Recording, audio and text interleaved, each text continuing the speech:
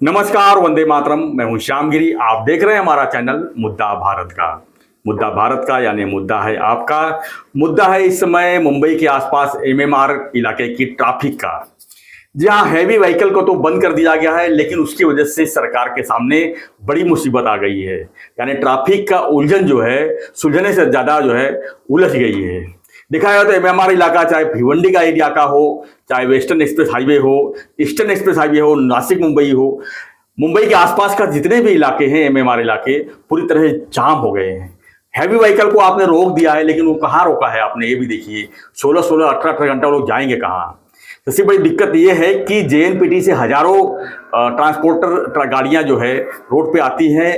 उनको ज़्यादा करके गुजरात की तरफ जाना होता है, ज़्यादा करके नासिक की तरफ जाना होता है। उनको जाने के लिए आपने कोई वैकल्पिक रास्ता बनाया ही नहीं, और कुछ किलोमीटर यानी कि खाली घोड़बंदर रोड को ठीक करने के बजाय आपने चारों तरफ की रास्ते ही रोक दिए, यानी हैवी ट्रांसपोर्टर को रोक दिए। अब इसका नतीजा ये हुआ कि एम्बुलेंस तक नहीं जा पा रही है, और एक दुर्दैवी घटना हुई है वेस्टर्न एक्सप्रेस हाईवे पर, जहां पर नायगांव का रहने वाला एक परिवार ने अपने 2 साल के मासूम को इसलिए खो दिया क्योंकि एम्बुलेंस एक ही जगह पर 4 घंटे तक खड़ी रही, और अंत में उसे पैदल हॉस्पिटल तक पहुंचाना पड़ा। और हालात ऐसी थी कि मोटरसाइकिल से भी बच्चे को हॉस्पिटल नहीं पहुंचाया जा सकता था। अब जो है इसमें समय में बदलाव किया गया है, यानी कि सुबह 6 बजे तक जो ट्रांसपोर्ट रोक दिए गए थे, अब उन्हें जो है 6 बजे के बाद जो है 11 बजे फिर से खोला जाएगा, और शाम को 5 बजे फिर बंद किया जाएगा। यानी कि 11 से 5-6 घंटा फिर से दिन में जो है इन ट्रांसपोर्टों को आने का समय दिया गया है। लेकिन सवाल ये उठता है कि आप ट्रांसपोर्टर को क्यों रोक रहे हैं। मुंबई ट्रांसपोर्टर का हब है, कमर्शियल हब है। मुंबई जो है व्यवसाय के नाम से जाना जाता है। बड़े बड़े गोडाउन थाने में है, एमएमआर इलाके में है। वहां पर ट्रांसपोर्ट कच्चे माल नहीं पहुंचेंगे तो मुंबई का विकास कैसे होगा, मुंबई का जो डेवलप कैसे होगा, इससे बड़ा सवाल हो गया है। यहाँ पर जो कच्चे माल आते हैं बनकर जो है पूरे देश को सप्लाई होते हैं। ऐसे में ट्रांसपोर्टर के सामने सबसे बड़ी दिक्कत ये आ गई है कि वो किसी तरह मुंबई की तरफ पहुंच जा रहे हैं, लेकिन जाम में इस तरफ फंस जा रहे हैं, दोबारा उनको आने के लिए सोचना पड़ेगा। सरकार काफी परेशान है। आज एकनाथ शिंदे का वेस्टर्न एक्सप्रेस हाईवे का दौरा था, उन्होंने उसे कैंसिल भी कर दिया है, लेकिन अब निर्णय क्या लेते हैं वो सबसे बड़ी बात है। लेकिन सवाल बार बार यही उठता है कि आप खड्डे बजाने के बजाय हैवी ट्रांसपोर्टर को रोक कर पूरे जो है मुंबई के आसपास के इलाकों में एक अराजकता फैला दिए हैं। इसका जिम्मेदार कौन है, आज हमारा विषय यही है। हमारे साथ में है नवभारत के वरिष्ठ पत्रकार सुप्रकाश मिश्रा जी। हम जानने की कोशिश करेंगे कि ये मामला कोई नया मामला नहीं है, सालों से चला आ रहा है। सबको पता था कि घोड़बंदर रोड का कहां समस्या है। गायमुख का खाली 2 से 3 किलोमीटर, यानी गायमुख से फाउंटेन तक का एक एरिया अगर आप सुधार दिए होते, आज ये नौबत नहीं आती थी। चाहे बड़ी ट्रांसपोर्टर हो चाहे छोटे ट्रांसपोर्टर, सब आराम से आ जा सकते। वाड़ा रोड आज पूरी तरह से खड्डा भरा हुआ है, लोग जाने आने में दिक्कत हो रही है। तो यानी कोई वैकल्पिक रास्ता नहीं बनाए, आपने जो है सबको जो है ऐसी खड्डे में मरने के लिए छोड़ दिया। लोगों की जाने जा रही है। हाई कोर्ट अलग परेशान है। हाई कोर्ट जो है कॉन्ट्रैक्टर को जिम्मेदार ठहरा रहा है, और कॉन्ट्रैक्टर किसको जिम्मेदार ठहराएगा, ये भी सबसे बड़ा सवाल है। सब स्वागत है एक बार फिर से। हमने काफी कुछ बता दिया है, लेकिन सवाल यही है हमारा आपसे कि इसका जिम्मेदार कौन है। देखिए, इसका जिम्मेदार कौन है ये भी लोग जान रहे हैं, इसको ज़्यादा बताने की आवश्यकता नहीं है।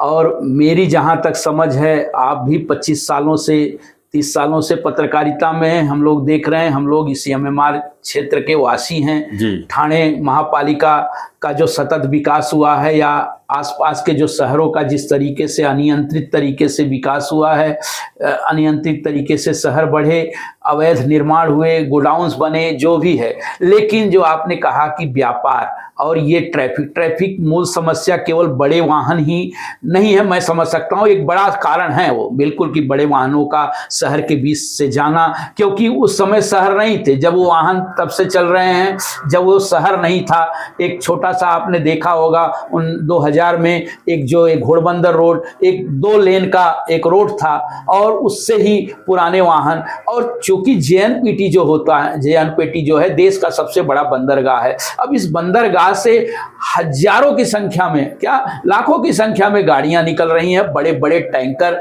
निर्यात बढ़ा है और उसी हिसाब से आयात भी बढ़ा है। जब आयात निर्यात बढ़ा है तो उसका तो भार मुंबई पर आसपास एमएमआर में पड़ना है। लेकिन जहां तक ये ट्रैफिक नियोजन की बात है, मेरे जहां तक समझ में आती है, मैंने इसके पहले भी हम लोग कई बार चर्चा कर चुकी हैं कि सबसे पॉलिटिकल समस्याएं तो हैं, लोग आरोप प्रत्यारोप लगा रहे हैं, लेकिन इसके पहले जो समन्वय महानगर पालिका में पुलिस, यातायात विभाग, पीडब्ल्यूडी और महापालिका, इनमें जो होना चाहिए वो बिल्कुल समन्वय नहीं है। समन्वय के अभाव में ये सारी समस्याएं हो रही हैं। आप इसके लिए केवल महापालिका को ही जिम्मेदार नहीं ठहरा सकते, इसके लिए केवल पुलिस डिपार्टमेंट को ही जिम्मेदार नहीं सकते, दोनों की एक सामूहिक जिम्मेदारी है, प्लस उनके ऊपर जो पॉलिटिकल विल बैठा हुआ है उसकी जिम्मेदारी है। तो इसमें तीनों फेल हुए हैं, मैं देख रहा हूं।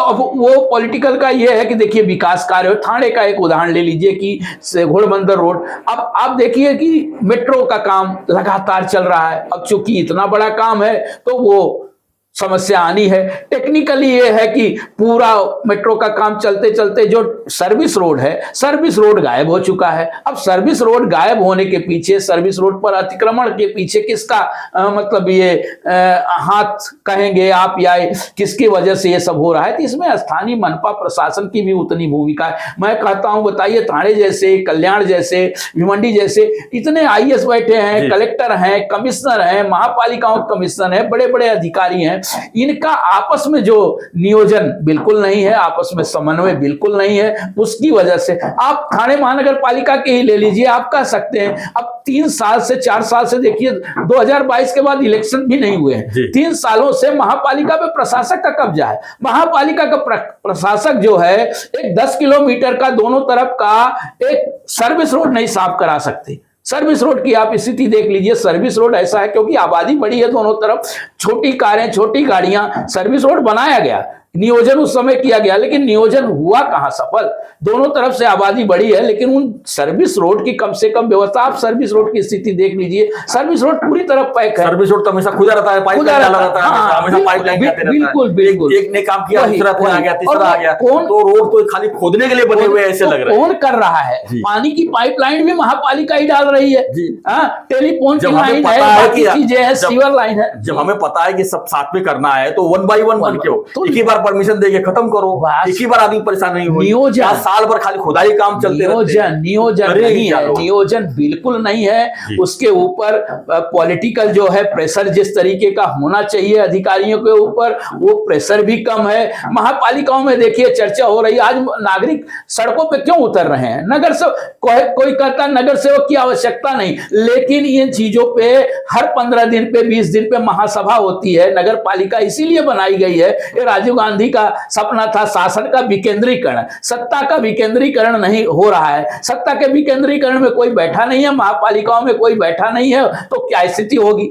चाहे सड़क की स्थिति हो, पानी की स्थिति हो, बाकी समस्याएं हैं, तो कोई आवाज उठाने वाला नहीं है। तो बोलते हैं ना कि सभ्य भाषा में बोला जाए तो प्रशासन जो है वो मोटी चमड़ी हो गया है। अब मोटी चमड़ी पर किसी का कोई नियंत्रण रह नहीं गया है, तो प्रशासन उसको अपनी तरीके से वो अपनी गाड़ी हाँक रहा है। यही स्थिति पुलिस डिपार्टमेंट की है, यही स्थिति थाने महानगर पालिका हो या इवन और महानगर पालिकाओं की। और ऐसा नहीं है कि बहुत मतलब काबिल ऑफिसर बैठे हैं, सीनियर आईएएस। थाने की बात हो जाए तो थाने का कमिश्नर जो होता है वो सीनियर आईएएस होता है, थाने का पुलिस कमिश्नर जो होता है वो एडीजी लेवल का होता है। अब जब इनसे प्रशासनिक व्यवस्था, इनसे सुधार नहीं हो रहा है तो आप किससे आशा करेंगे? ये मेरे समझ के बाहर है। यानी लोगों को मरने छोड़ दिया जाए, लोगों तो को वही समय बर्बाद करना। आपने एक्सप्रेस की बात की, इतना बड़ा हाईवे है, नियोजन NHAI प्लस वहां का स्थानीय प्रशासन, कलेक्टर, इनके बीच कोई समन्वय की भाषा ही दिखाई नहीं देती, कोई बात ही नहीं नजर नहीं। हैवी व्हीकल रोक दो,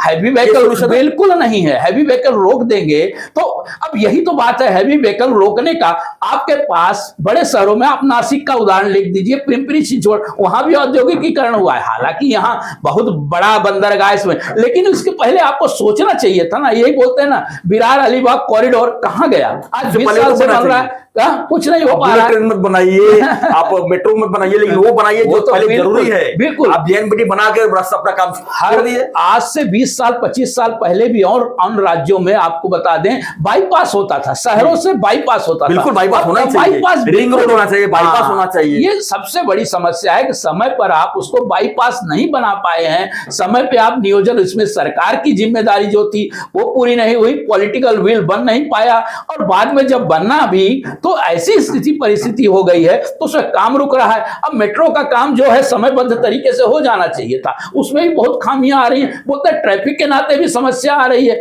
उसको भी एक परमिशन लेनी होती है, तो पूरा ठेकेदार की बात कर रहा हूं, ठेकेदार को भी अगर परमिशन लेनी होगी तो उसको कई दिन चक्कर लगाना पड़ता है प्रशासन का, तब वो नाटक करता है या वो दिखाता है कि भाई ये ट्रैफिक रुक जाएगा, नागरिक परेशान हो जाए। रात को 1 घंटा 1.5 घंटा उसको समय मिलता है तो वो अपना जो लाके फिर चढ़ाता है। तो ये सारी चीजें नियोजन का है, सारा तो होना ही था सर ना, नियोजन काम कर रहे हो तो होना ही था ये सब चीजें। बिल्कुल, ये लेकिन होने के पहले उसका सोल्यूशन भी तो ढूंढा जाना चाहिए। आपने मेट्रो के लिए बीच का रोड तोड़ दिए, जो मेन मुख्य आरसीसी जो बना हुआ था तोड़ दिए, लेकिन साइड का रोड आपने बनाया नहीं। सबसे पहले साइड का रोड आरसीसी बना के तब बीच का अगर मेट्रो को परमिशन दिए तोड़ने के लिए, ये समय आज नहीं आता था। और इतने खड्डे जो है अनायास के नहीं होते। आज गायमू का खड्डे के नाम पर जितने पैसे सरकार ने निकाले हैं, उतने पैसे से साथ मेरे ख्याल से सोने का रोड बन जाता था, लेकिन आज जो है खड्डे का ही रोड है, आरसीसी तो छोड़ दीजिए। वही चीजें हमें ये समझना। आप देख लीजिए एक उदाहरण बार बार कहा गया है समृद्धि का, आप पड़घा तक समृद्धि से आप 8 घंटे 7 घंटे पहुंच जाते हैं, पड़घा से 30 किलोमीटर थाने आने में 6 घंटा 7 घंटा क्यों लगता है? ये आम आदमी के समझ की बात है कि आपने जो 3-4 ब्रिज हैं वो ब्रिज तक नहीं बना पाए। सड़कें तो आपने उसकी चौड़ी कर दी, 8 लेन बना दिया, लेकिन ब्रिज 2 लेन के, कैसी स्थिति बनेगी? तो ये चीजें इंजीनियर्स को, नीति निर्धारकों को ये चीजें समझनी पड़ेगी। डीसीएम उस रास्ते जाते हैं, उनको दिखता नहीं है कि ये होने वाला है। वही बात है, सीएम डीसीएम का तो छोड़ दीजिए, प्रशासन भी क्या कर रहा है? सीएम डीसीएम तो ठीक है, नीति निर्धारक हैं, लेकिन उसके साथ साथ प्रशासन जो होती है उसकी प्रमुख भूमिका होती है, वो क्योंकि वो मूल में रहता है। अब वो नीचे जमीनी स्तर पर काम करना उसका काम है, और आखिरकार उसी को भुगतना भी पड़ता है। अधिकारी को ही डांटेंगे, मंत्री अधिकारी को ही बुला के जवाब लेगा, और बाकी चीजें होगी, लेकिन उसका नुकसान अल्टीमेटली सबको हो रहा है। तो ये पॉलिटिकल विल बनानी पड़ेगी। पॉलिटिकल विल के बाद जो प्रशासनिक विल है, प्रशासनिक कार्य क्षमता है, वो बढ़ाना जरूरी है। अगर प्रशासनिक कार्य क्षमता नहीं बढ़ती है, वो अगर नियोजन उनमें नहीं होता है, उनमें समन्वय नहीं होता है, तो ये स्थिति आने वाले समय में भी इसी तरह खराब हो जाएगी। बिल्कुल सही कहा आपने, आने वाले समय में स्थिति और भी भयावह हो सकती है। जब ये टूटी हुई सड़कें जब मरम्मत के लिए जाएंगी तो और भी भयानक स्थिति होगी। लेकिन सवाल हम यही जो पूछ रहे थे कि जिम्मेदार कौन? तो मैं जिम्मेदार जो है एक ही आदमी को बोलूंगा, वो है एकनाथ शिंदे जी, जो मुख्यमंत्री यहाँ पर आते ही कहे थे कि हम पूरे मुंबई की सड़कों को गड्ढा मुक्त कर देंगे। उसके बाद काफी फंड भी लाए, वो फंड कहाँ गया? हर कोई पूछता है कि वो फंड कहाँ गया। दूसरा, शिंदे साहब 20 साल से यहाँ पर लगातार मंत्रिमंडल में है, मुख्यमंत्री बने, अभी डीसीएम है, उन्हें सब पता है क्या होना चाहिए क्या नहीं होना चाहिए। लेकिन जिम्मेदारी आपको तो लेनी ही पड़ेगी, क्योंकि आप पालक मंत्री भी इस समय थाने शहर के हैं। आपको एमएमआर आपके हाथ में है, एमएसआरडीसी आपके हाथ में है। आपको जो है जल्दी जल्दी फैसला लेके जो नागरिकों को जो परेशानी हो रही है उसका सॉर्ट आउट करना भी आपका ही काम है। विपक्ष तो है ही नहीं, कांग्रेस ना के बराबर है, मन से जो है रह के उठती है, अविनाश यादव है और बाकी लोग हैं, करे तो क्या करे। लेकिन आज जनता की आंखें अगर खोलनी है तो उनके लिए बराबर काम करके देनी होगी और हक से देनी होगी, ये हम मांग करते हैं अपने चैनल के माध्यम से। फ्रेंड्स, आपकी प्रतिक्रिया दीजिए, खूब प्रतिक्रिया दीजिए। जितना आप प्रतिक्रिया देंगे वो जो है ये मैसेज जो है आपका मंत्रालय तक जाएगी, शिंदे साहब तक जाएगी, विपक्ष तक जाएगी। आप जो है लगातार कमेंट कीजिए, हम लगातार इस वीडियो पर बनाकर हम जो है प्रशासन की आंख खोलने का पूरा काम करेंगे। धन्यवाद सर, धन्यवाद। की आंख खुलनी चाहिए, बिल्कुल खुलनी चाहिए, शासन की भी खुले, लेकिन प्रशासन, इसके लिए मैं समझता हूं बहुत ज्यादा जिम्मेदारी प्रशासन की है। प्रशासन इसमें बिल्कुल असफल साबित हुआ है, बिल्कुल असफल साबित हुआ है। तो फिर जल्दी जल्दी प्रतिक्रिया दीजिए और बने रहिए हमारे साथ, देखते रहिए हमारा चैनल मुद्दा भारत का। चैनल को लाइक शेयर और सब्सक्राइब बड़ी संख्या में कीजिए, लिंक के थ्रू मत देखिए। धन्यवाद, जय हिंद।